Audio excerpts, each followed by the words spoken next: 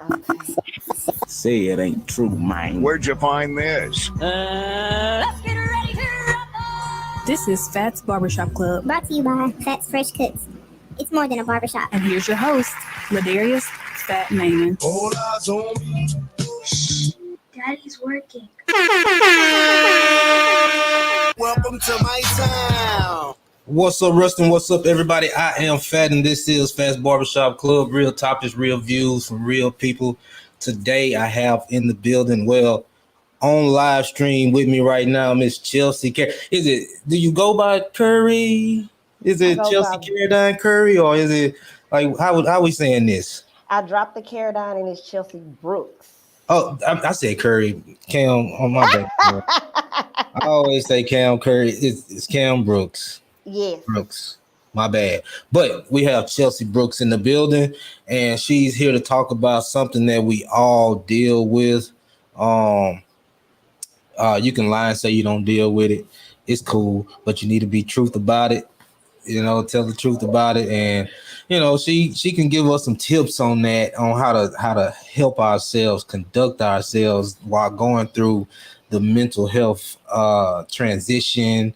However, I'm not real technical savvy on the terminology, but mental health is what we're talking about today. Can you give the people a brief little introduction about yourself? Okay, so for those that don't know, I am currently in Texas, but I am a social worker. I've been doing this probably since 2012. And I've been in the field working with kids, youngest 5 to oldest 95. So I've been doing this for a while. I'm currently working with adolescents right now as a program therapist, working with ages 15 to 18. So what I see on a day-to-day basis is depression, trauma, suicide, self-harm urges, anxiety.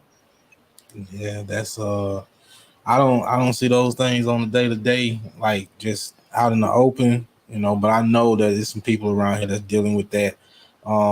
And it's I mean, everybody's dealt with death. Yeah. Everybody's been stressed behind something or for some odd reason. But not knowing how to come out of that is the key, is what we need to learn, and how to get the help, because a lot of people are scared to get that help. So let me say this, club members, if y'all are watching us live right now, share this video, get the message out there. Mental health is being spoken on today. If you're watching us, drop a 100 emoji in the comments. Let us know you're watching. If you're catching us on replay, it's lunchtime. A lot of people gonna be moving around. Catch us later. Y'all drop hashtag replay on that thing, man. Like, follow, and subscribe to Phats Barbershop Club, YouTube, Facebook, Instagram, and TikTok. It's a lot of stuff I got to go through. Yeah. But, like I say, I have Miss Chelsea Brooks in the building, y'all. Thank y'all for stopping by. Thank you for stopping by and chopping it up with me. No problem. Y'all, she said she was nervous.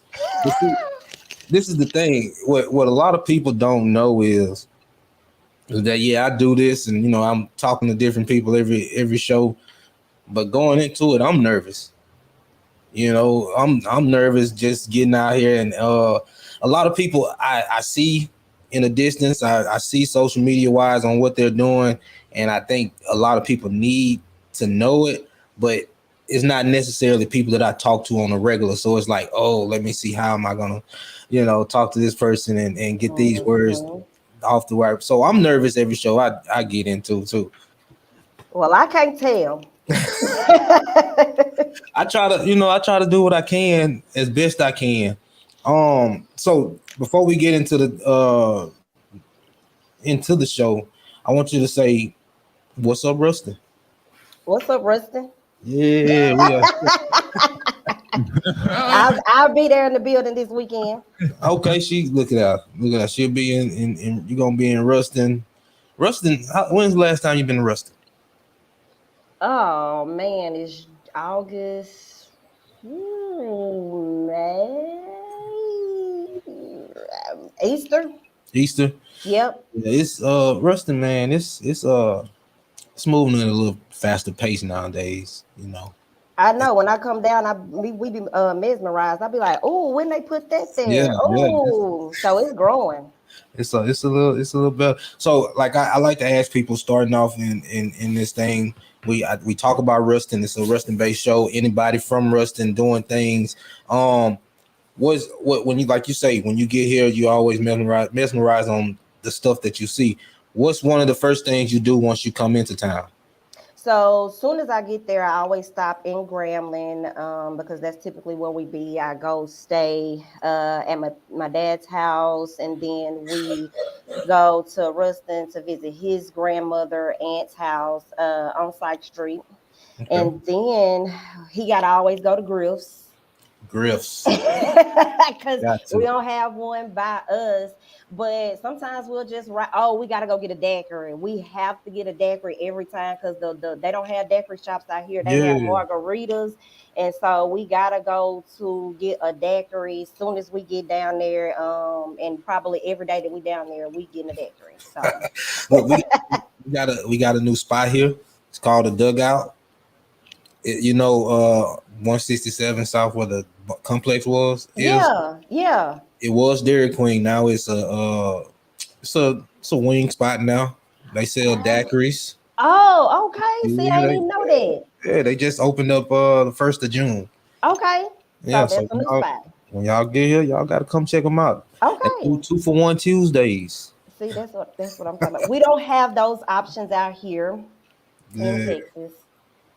Okay, so look, we got that out the way. Okay. Let's get back to the okay, what made you join the I'm going off of questions that you sent in, and I went through, and there was some stuff that was tied in with what I was saying too. Okay. This you first off, when you come out of Ruston High, because you are a Ruston High graduate. Shout out to Ruston High class 2008. class of 2008. You leave there and you go off to college where? I went to ULM. I initially started off in computer information systems. I used to love just doing any type of work with computers. And I started college at ULM in 2008 and graduated in 2012. I want to say I had finished my freshman year, going into my sophomore year. I was still working at Fred's in Grambling, and I was there talking to Gwen Arsenault about what she does. And I think at the time she used to work for CPS. And so I told her what I wanted to do, and she was like, "Oh, well, social work." And I had never heard of social work. Yeah. Went back. That was a Saturday. I went that Monday and changed my major to social work. Okay, social work. So, did you do the 4-year term? Did you go over, or did you I get did. out early? I did the 4 years at ULM and got my undergrad in social work, and then I went to Grambling. Okay. Let's go Tigers. I got my master's there, 2 years there, and became an MSW, and then took my test and became a licensed master social worker shortly after that. Okay. So so you 12 years been in the field, you say? Yep. Been doing this for about 12 years. I always knew I wanted to dress up to work and have my briefcase. I just never knew what that would look like. And I always knew that I wanted to work with people, help them, empower them. But at the time, before I had talked to Ms. Gwen, I didn't know what that looked like. Okay. I mean, well, it starts with the attire, how you want to dress at work. Yep.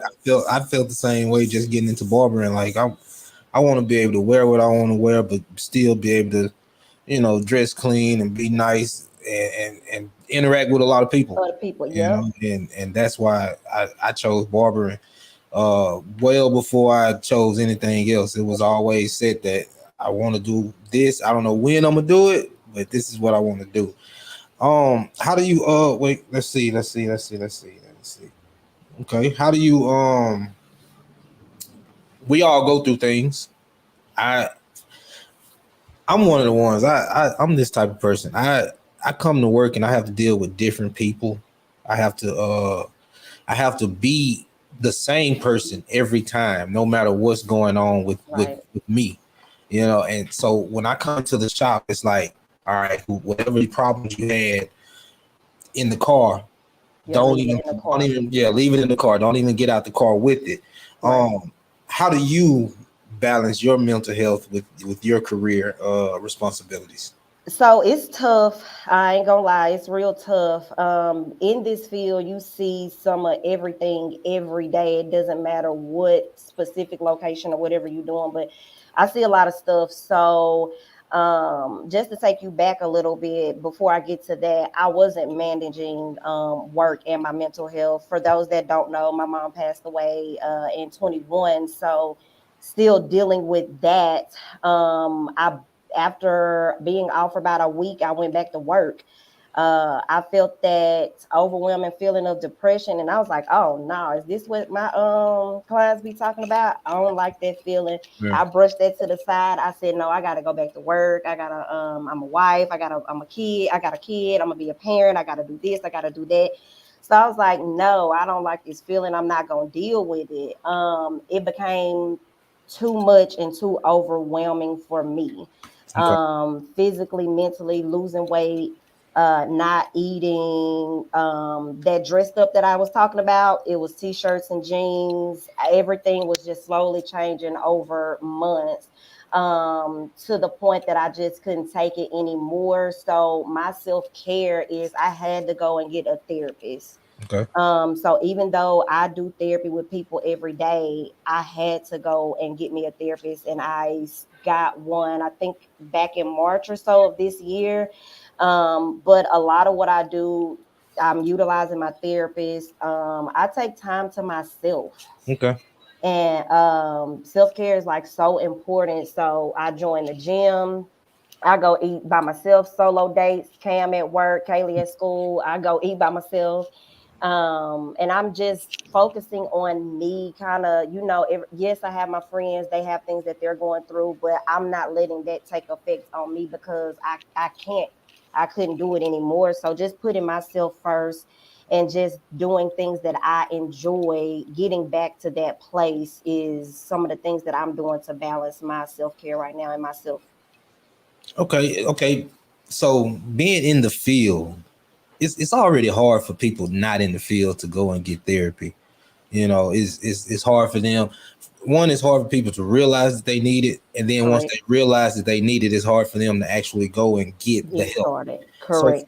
for you to be in the field, what was it like for you to say, you know what, I need help myself, and I need So to go and get it? okay, so coming to work literally every day, like I said, I got kids that's 15 to 18 telling me that they praying to not wake up. And when they wake up the next day, they're upset that God didn't answer their prayers. And then you got me fighting to wake up every day. Wow. And I'm like, I still got stuff that I'm trying to do. And so hearing and listening to those things and then telling them what they need to do to push through. And I'm like, I need to be doing my own work on myself because I'm not okay. Yeah. And so there were times that they would come in and they would process things that I would have to get up and leave, because I wasn't mentally able and stable enough to listen to their problems. So when it just became too much, my attitude was changing. I was snappy, I was moody, I was distancing myself from people. That's when I knew that something wasn't right. My husband even told me, he was like, "You've changed since your mama passed away." And I was like, dang, I wonder what he mean by that. And so I was like, I knew it, but I didn't know it. Yeah. And so I was like, I gotta go get me some help myself. Self-reflecting. You Yeah. had to look in the mirror and see it for yourself and Yep. take care of, because everybody's doing it. Everybody's looking. Like I say, you first is you deny it, then you realize it, and then it's Yep. like, I ain't going to get that. People ain't finna think I'm crazy. Exactly. And at the end of the day, you crazy for not going to get it. Going and get the help. That's right. So definitely, y'all go and get the help because we all need it. I talk to my wife. She always say I'm not telling her everything, but I talk to her more than I've talked to anybody. So I feel like it's a step that It I is. made, you know, and there's a lot of steps that people have to take to get to that point. Yeah. Don't quite feel like I need it. I always say, man, I would like to do therapy, Yeah. and I don't know if that's my defense mechanism as to me needing it. You know what I'm saying? As far as coping that and saying, yeah, you know, I might need to do it, but at some point I'll buckle down and actually call somebody Yeah. and let it all out too. But because because mental health is a sensitive issue, a sensitive topic, um you can't just go and tell everybody, Mm-hmm. you know, because some people A don't know how to handle it and True. B don't care, you know. So Right. how do you get a person to understand the right way and the wrong way to tackle this thing, to kind of take it head on, you know? So, and what's the right way or the wrong way to handle it, Yeah, or handling it. okay, a Yeah, person that's struggling yeah, with their mental yeah, health. yeah. Okay, so I'll start with the wrong way. Is the like you said, being in denial. A lot of people, they know something ain't right, but they may not be knowledgeable enough to know what it exactly is. Right. So a lot of times it's in denial, and then those that can actually tell something is wrong, even though they don't know what it is, they're embarrassed to tell people about it, so they choose not to say anything about it.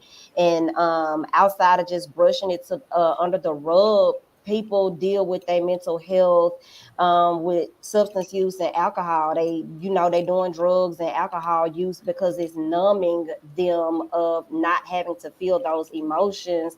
And one of the things that I educate my clients on is, yeah, you can smoke, you can drink for that moment. It's a temporary coping skill. Yeah. It masks how you feel in It- that moment, but then you come off that high, you come off that whatever you drinking or whatever, and then you go to sleep and you wake up, those problems are still there. So then you have to just keep circling around. That's a cycle that needs to be broken. So a lot of times, like I said, that's the wrong way, ignoring it and utilizing substances. And the right way is just understanding that we're human, we're going to go through things.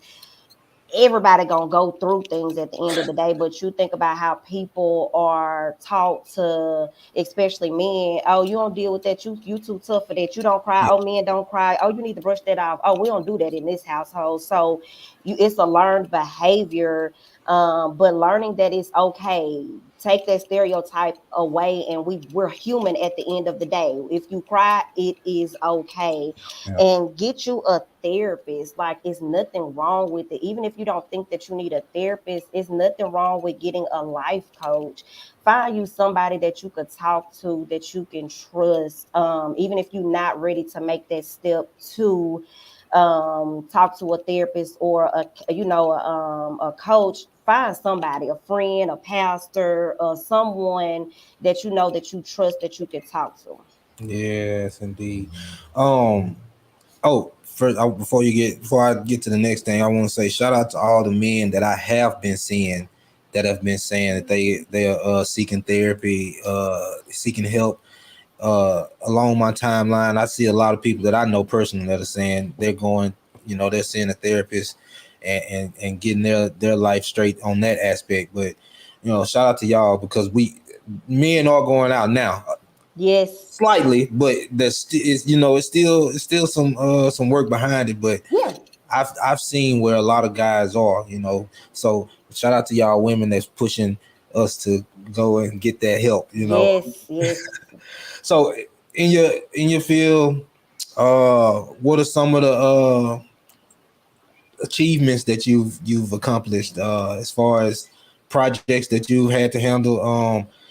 Uh, just, you know, I know you said you did the life coaching. Yep, I just got certified. Probably, I don't know if it was the beginning of this year or the end of last year. I got certified as a life coach, and then I did some more certifications in relationships. So I am starting my relationship life coach program up soon. I actually had a consultation yesterday. Shout out, she from down there, Okay. and hopefully get her on the schedule soon. So getting that started. I have one test left that I'm taking that I'm preparing for, and then that will set me down the path for owning my own private practice. So those are major accomplishments that I'm working towards and have accomplished.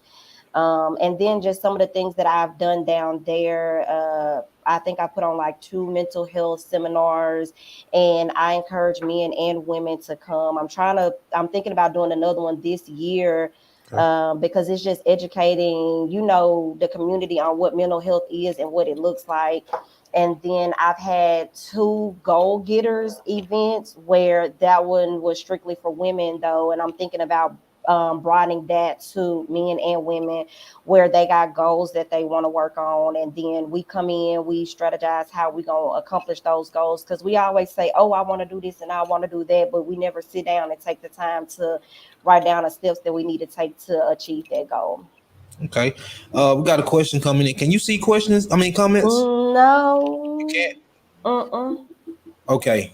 We got a comment. Okay. It's a question. It says, "Would Oh, yeah, I think I you can can. okay? Okay. Would you suggest choosing a counselor, therapist that you don't know or that's not familiar with your personal life?" I would recommend you getting somebody that you don't know at all, because it's going to be a conflict of interest if you do get somebody that you know and that knows you well.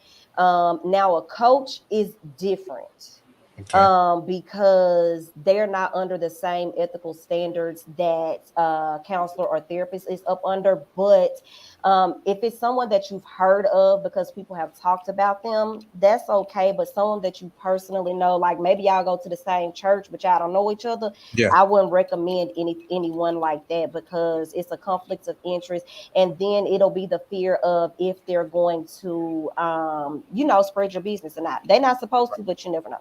Right. Right. Um. Let's see. Let's see. So, what are some of the biggest hurdles that you've had to jump in this social work life coach business? The That bit. Oh, whether it was some trying hurdles, difficult hurdles, some hurdles that wasn't so hard. What's some of those? mainly right now is coming to work after my mom passed and getting clients that are in there for grief. Oh, And so I literally it was about to make a year, 22 of October. I got a client that came in. She was a female. Her mom, I want to say it was her mom, passed away same month, almost same year. It was the same everything. mhm. And after I was reading her assessment and found out why she was here, I couldn't contain myself at work. Yeah, And so my coworkers are very supportive. Shout out CWG. They're very supportive, and they are still very supportive, but I couldn't go back into the group room, and I had to transfer that client to another location because I couldn't work with her. It's not as bad now, but getting clients that are dealing with grief now, if it's a extended family member, I can do it. But if it's a parent, it don't matter if it's a mother or father, it's difficult for me to work with because it's something that I'm still dealing with right now.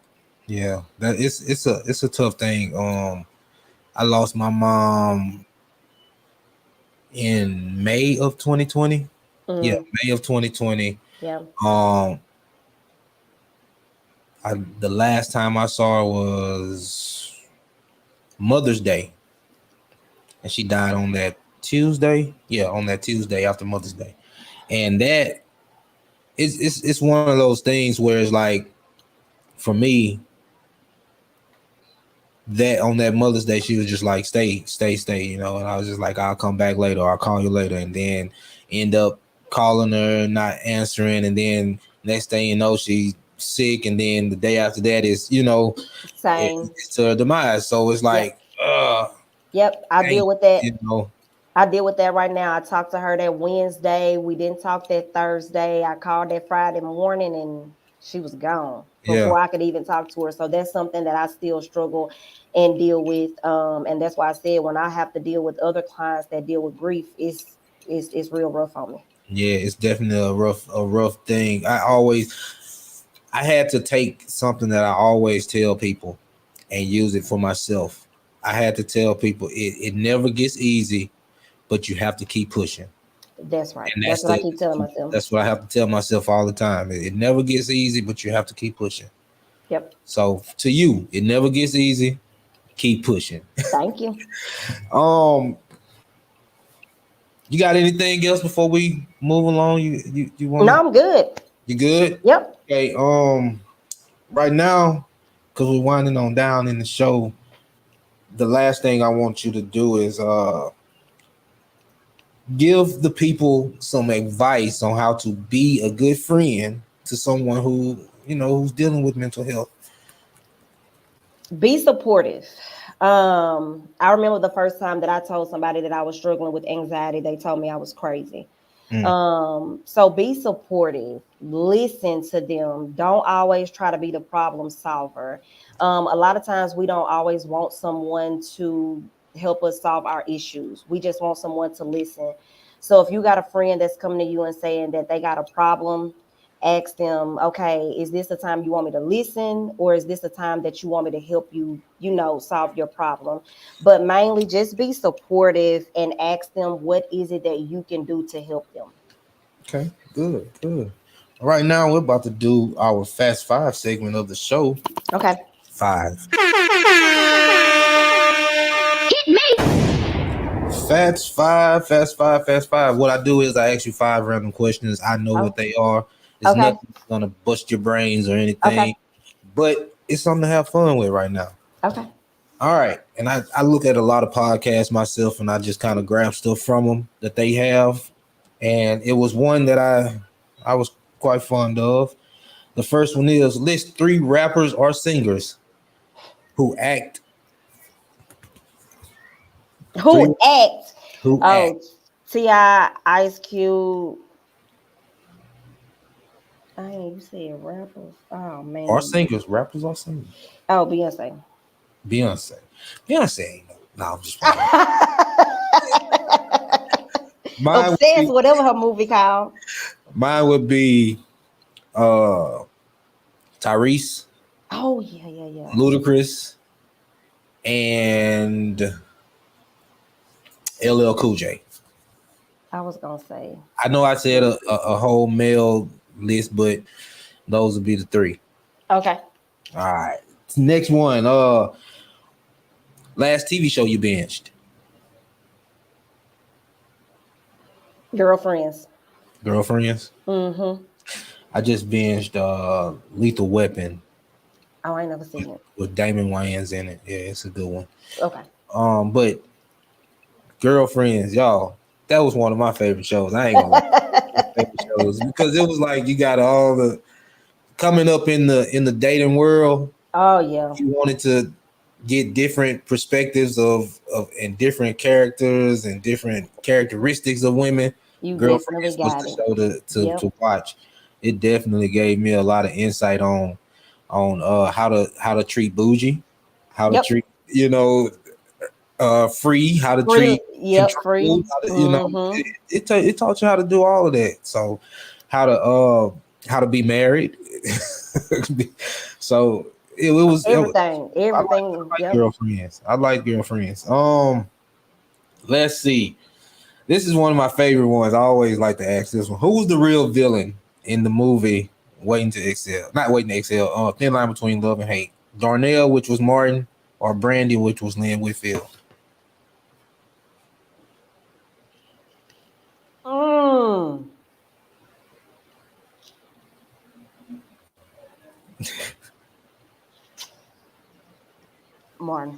Martin. I agree. As a man, I agree. Because for me, and I'm gonna ask you, but for me, I agree because she laid it all out on the table. She told him, "Don't do this to me. You know, don't get me feeling like this." And he continued to do it in his own manner. Yeah, So that's why I that's say, that's what it is for me. He didn't stop. yeah. Yeah. And it just wasn't good for men. It wasn't good for nobody Yeah. for what he did. That was crazy. All right, that was what, 3 or 4? 3. That was 3. That Yeah. was 3. All right, if you could sit and talk to anyone, who would it be, dead or alive? Oh, that's a good question. I might would say Michelle Obama. Okay. I feel like she has a lot of potential, and even though she was, she was the wife, but I feel like it was a lot that she can do behind the scenes and not just recognized. But she is recognized for some things, but I feel like she has a lot to offer and is very knowledgeable. Well, they always say, first off, behind every good man is a greater woman. Wow. Mm-hmm. But also I've always heard that the women in the White House always controlled everything anyway. So I believe that. I can believe it. Yep. All right, last one. All right, we're gonna do food here. Last one would be, it's gonna be a list. Waffle House or Hurdle House? Waffle House. Waffle House, okay. Dog House or Ponchatoula's? Ponchatoula's. Okay. Nukes or Roma? Nukes. Cane's Wingstop. You said Wingstop and what else? And Cane's. Oh, Wingstop. Wingstop. All right, last one. I know you said Kim, he got to come home and get it, but for you, Griff's or Whataburger? Griff's all the way. All the way. Yeah. I'll take that. Y'all, that was the Phats 5. That was the Phats 5. Chelsea, look, this was good. It was. Thank you. I appreciate it. Nervous for no reason. I have to shout your wife out though. She backed me up against the wall and really didn't give me options, but Yeah. I thank you, Jennifer, and love you. She's good at that. Yeah. Look, give the people a quote of the day. Everybody. For the women, it is soft girl season. We do not got to be rough, tough, and hard. We are in our soft girl era. And then for just everybody, a verse that my mama always told me, Isaiah 54:17, whatever you're going through, read it each and every day, because whatever we're going through, we can get through it. Okay. I like that one. Here we go. For me is, don't let who or what you used to be define who you are today. Like it. Don't let that hold you down. And also, everyone who has been watching the show, you already know what my favorite one is. It's a blessing to be a blessing. You bless someone, it'll come back around. You keep blessing, it'll keep coming back around. Y'all, what's next for you? This test, I'm studying for a test, and y'all keep me in your prayers. I'll be at LCSW soon, and y'all won't be able to tell me nothing. Hey. Give everybody a shout out you want to give a shout out to. Thank you, Jennifer, again, because she wouldn't let me say no. She would. I appreciate you though. And just everybody that's tuned in.